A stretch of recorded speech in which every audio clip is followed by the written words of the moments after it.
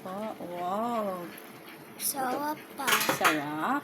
Papa. Okay, ano to? Pichay, sili, luya, tsaka tilapia. Anong luto natin? Ginataang tilapia. Buko.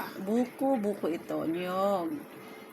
Coconut. Luto tayo ng ginataang tilapia. So, ilalagay ko na siya ngayon kasi pinakuluan ko lang siya muna sa konting water.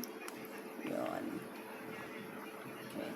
Ginataang tilapia na maanghang-anghang. Diba? See? This is yummy. Okay. Hindi po sponsored ang Coco Mama, ha? Okay. Bakit itapon nito? Huwag itapon ito kasi i-recycle ni Kuya ito. Sige.